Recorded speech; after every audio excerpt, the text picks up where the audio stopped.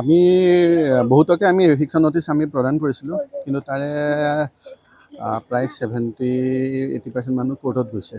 কোৰ্টৰ পৰা তেওঁলোকে ষ্টে আনিছে। চ' সেইখিনি মানুহৰ আমি এভিকশ্যনটো কৰা নাই। বাকী যোনখিনি কোৰ্টত যোৱা নাই সেইখিনি মানুহৰ আমি এভিকশ্যনটো কৰি আছোঁ আজি বৰ্তমান। কিমান কেইঘৰ মান? আমি নটিচ আমি 3-4 ঘৰক দিছোঁ, কিন্তু তাত আৰু ভাড়া ঘৰো সেনেকৈ থাকে। আৰু আমি এতিয়া প্ৰায় 9-10 ঘৰমানৰ মানুহৰ আমি এভিকশ্যন কৰি কিমান আছোঁ। বিঘা আছে? বিঘা বুলি ক'ব গ'লে আমি এইটো ৰাস্তাটো আমি ক্লিয়াৰ কৰি আছোঁ বৰ্তমান। ৰাস্তাটো আৰু বিঘা বুলি সেনেকুৱা একো নাথাকে। মানে ৰাজহুৱা ৰাজহুৱা পথৰ কিছু কিছু ঠাইত 30 ফুট আছে ৰাস্তাটো, কিছু কিছু ঠাইত 25-26 ফুট সেনেকুৱা ৰাস্তাটো আছে আৰু বিভিন্ন স্থানত যিহেতু আৰু বিভিন্ন স্থানত আমি অলৰেডি নটিচ দি আছে, সেইখিনি কোৰ্টত ছাবজুডিচ হৈ আছে। যেতিয়া কোৰ্টৰ পৰা আমাৰ এপ্ৰুভেল পাই যাওঁ, বাকীখিনি আমি এভিকশ্যন কৰি দিব পাৰিম। আজি কেৱল পথটোৰ আজি প্ৰায় অকল পথটো আমি চাই আছোঁ। ঠাইখিনি আমি এনেই দলকি বুলি কওঁ, এনাজৰী পথ বুলি নতুনকৈ নাম দিয়া হৈছে এইটো, এনাজৰী পথ। আজি শান্তিপূৰ্ণভাৱে উচ্ছেদ শান্তিপূৰ্ণভাৱে মানুহে কোঅপাৰেট কৰিছে, ভালকৈ চলি আছে।